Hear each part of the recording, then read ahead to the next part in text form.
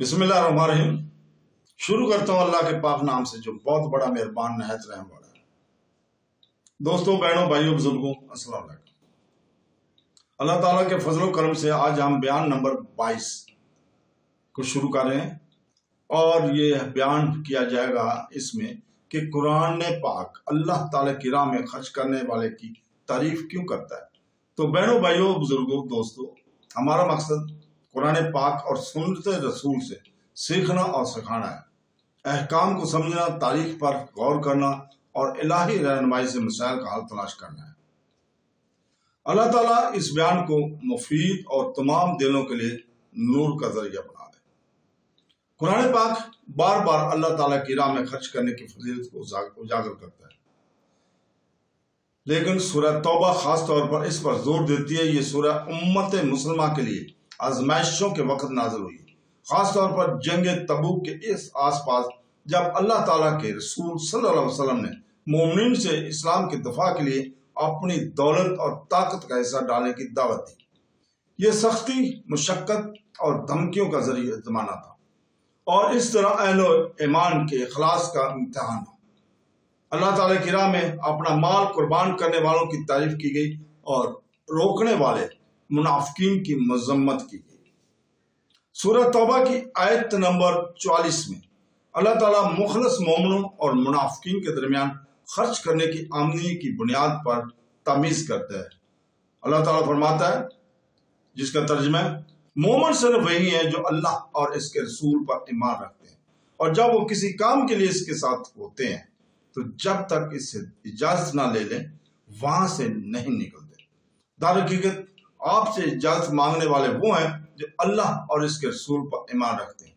بس جب آپ اپنے کسی کام کے لیے آپ سے اجازت طلب کریں تو جس کو چاہے اجازت دیں، اور اللہ بڑا بخشنے والا مہربان ہے۔ سچا ایمان اس وقت ثابت ہوتا ہے جب مومن اللہ تعالیٰ کے لیے اپنا مال اور جان قربان کرتا ہے، البتہ منافق بہانے بنا کر اپنا مال روک لیتے ہیں۔ اس سے معلوم ہوتا ہے کہ اللہ تعالیٰ کی راہ میں خرچ کرنا صرف مال سے نہیں بلکہ خلوص دل سے بھی ہے۔ رسول پاک صلی اللہ علیہ وسلم نے صحیح مسلم حدیث نمبر 223 میں فرمایا، صدقہ ایمان کی دلیل ہے۔ اس طرح اللہ تعالیٰ کی راہ میں دینا سچا ایمان ظاہر کرتا ہے۔ اللہ تعالیٰ نے سورہ توبہ کی آیت نمبر 103 میں حکم دیا ہے کہ طہارت کے لیے مومنین سے صدقہ جمع کرو، ان کے مال میں سے صدقہ نے جس سے تو ان کو پاک کرے اور ان میں اضافہ کرے اور ان پر درود بھیجے، بے شک آپ کی دعا ان کے لیے تسلی ہے اور اللہ سننے والا جاننے والا ہے۔ اس آیت سے معلوم ہوتا ہے کہ اللہ تعالیٰ کی راہ میں خرچ کرنا مال کو حرص، خود غرضی اور حرام عناصر سے پاک کرنا ہے، نیز روح کو مادی چیزوں سے نگاہ سے پاک کرنا ہے۔ یہ دولت کا برکت کا ذریعہ بناتا ہے۔ آپ صلی اللہ علیہ وسلم نے صحیح مسلم حدیث نمبر 2588 میں اس طہارت کی وضاحت یوں فرمائی ہے کہ صدقہ سے مال کبھی کم نہیں ہوتا بلکہ بڑھتا ہے اور بڑھتا ہے بڑھتا ہے۔ اس طرح اللہ تعالیٰ کی رضا کے لیے خرچ کرنے سے دنیا اور آخرت دونوں میں برکت ہوتی ہے۔ سورہ توبہ کا نزول جنگ تبوک کی تیاری کے دوران ہوا، جہاں مسلمانوں کو ایک طاقتور رومی خطرہ کا سامنا تھا۔ مالی امداد کی فوری ضرورت تھی۔ بعض صحابہ جیسے کہ عثمان بن عفان رضی اللہ تعالیٰ عنہ نے بہت زیادہ مال دیا، جبکہ بعض نے جو کچھ ان کے پاس تھا اس میں سے بہت کم دیا۔ اللہ تعالیٰ نے سورہ توبہ کی آیت نمبر 79 میں ان لوگوں کی تعریف کی ہے جو صدقے دل سے حصہ ڈالتے ہیں، خواہ ان کا مال کم ہی کیوں نہ ہو۔ جو لوگ مومنوں کو ان کے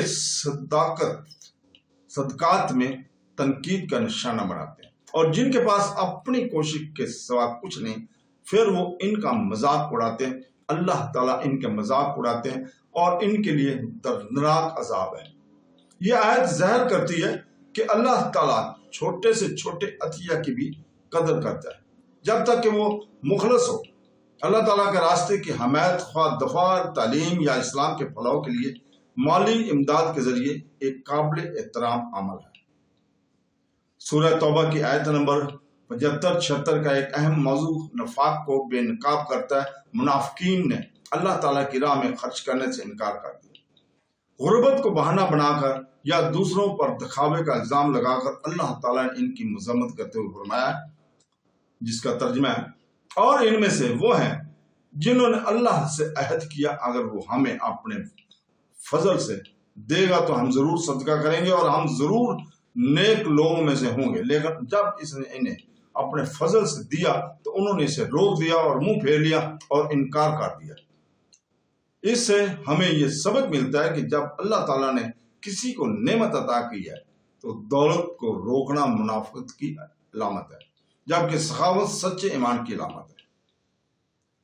अल्लाह ताला की राह में खर्च करने से इसकी रहमत और दायमी अजर मिलता है।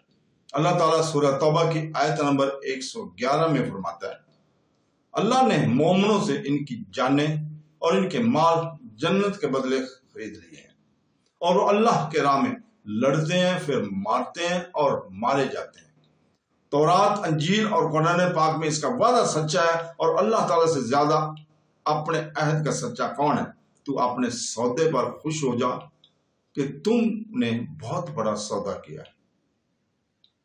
यहाँ खर्च को अल्लाह और मोमिन के दरमियान एक मुआहदे के हिस्से के तौर पर देखा जाता है, जहां इस दुनिया की छोटी आर्जी दौलत को अब्दी जन्नत में बदल दिया जाता है।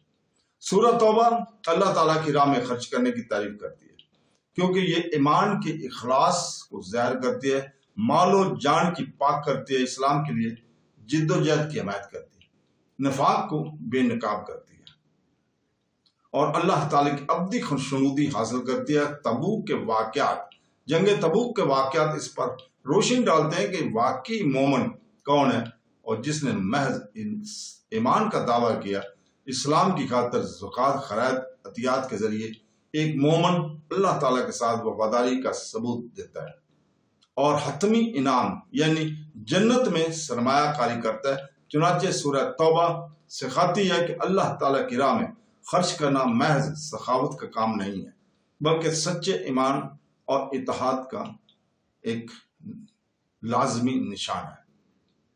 हम आज की इस गुफ्तगू का इख्तिताम अपनी आजिज़ाना दुआ के साथ करते हैं।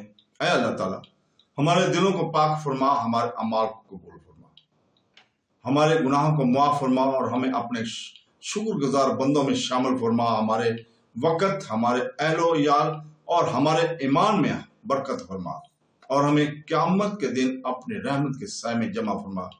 आमीन सुमा आमीन। अल्लाह हाफ़िज़।